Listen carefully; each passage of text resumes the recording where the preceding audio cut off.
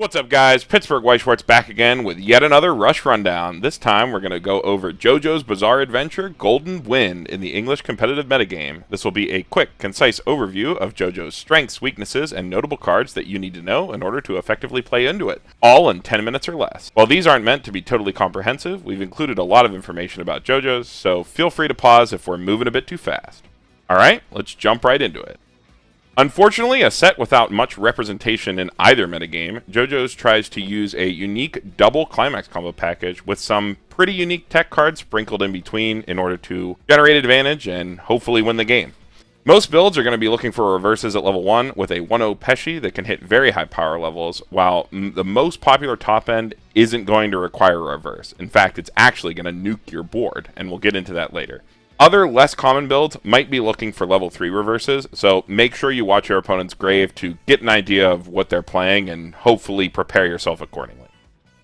Getting into JoJo's actual cards, this slide is a stand-in for all of JoJo's stand cards. The set has access to a large number of these styles of card that, when on play, either marker a stand card from your opponent's deck or waiting room and allows them to pull it out in main phase and then bring it back under its stand user at the end of your opponent's turn. This allows JoJo to freely attack and then remove a target so that you cannot have any reverses and forces you to possibly overswing. These cards aren't very common, as JoJo prefers to play a bar and standby focus build trying to hold board, but spicier builds or more hero focus builds focusing on Giorno and the crew rather than the villains will be likely running a lot of these cards. As I said, not a common option due to a lot of these limitations, as well as the ability for you to blink or bounce these cards, removing the marker and making them useless. Moving on, we have King Crimson, and he just works.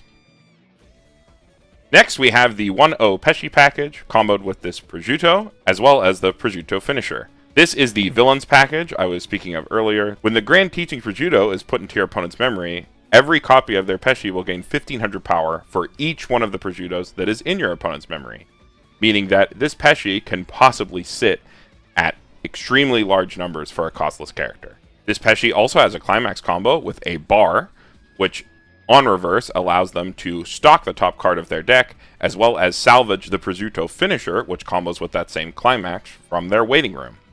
The finisher is similar to Last Shot Xenon, allowing your opponent to burn 4 on attack, as well as nuking your board with minus power, up to 3k for either your whole front row or possibly even your back row characters with the combo.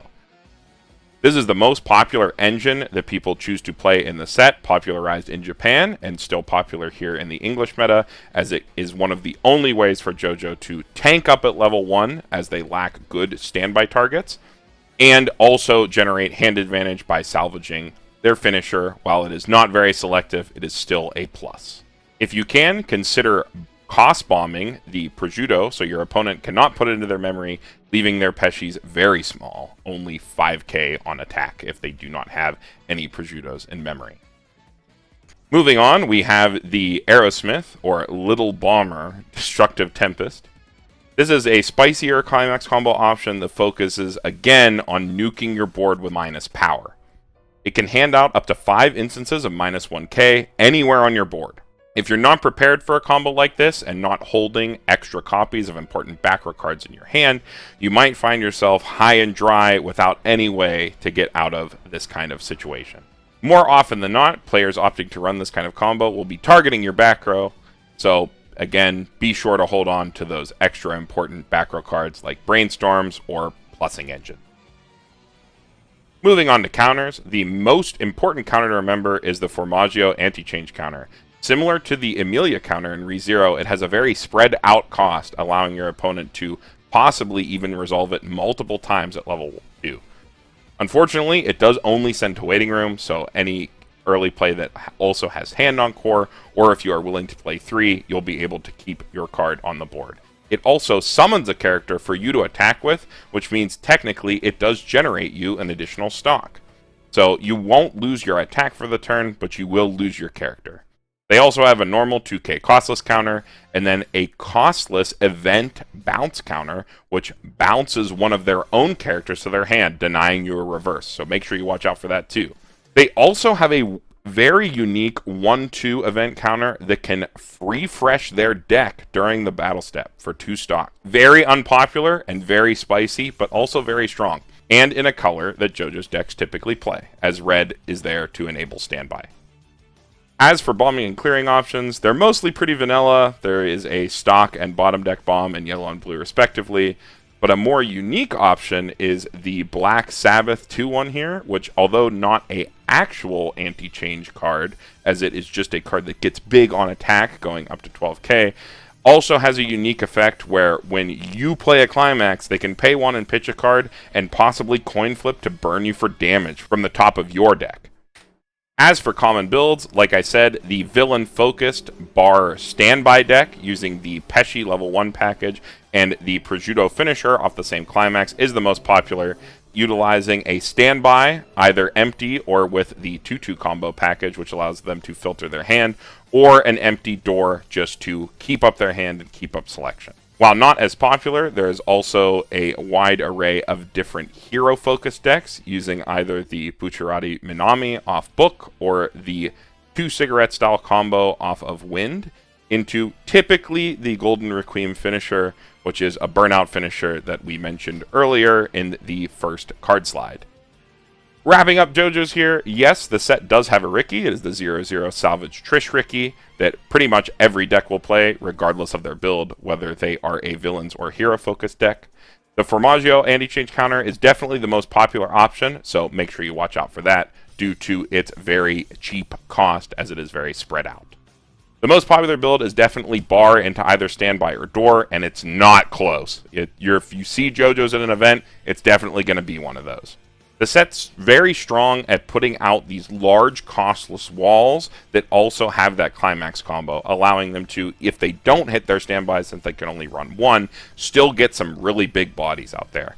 They also make some very unique plays with minus power, which isn't a very common thing in Weiss, so definitely make sure you're prepared for those. It's one of the few things the set does very well. The set is unfortunately very weak at recovering if it's pushed before it can set up its Prosciutto memory conditions.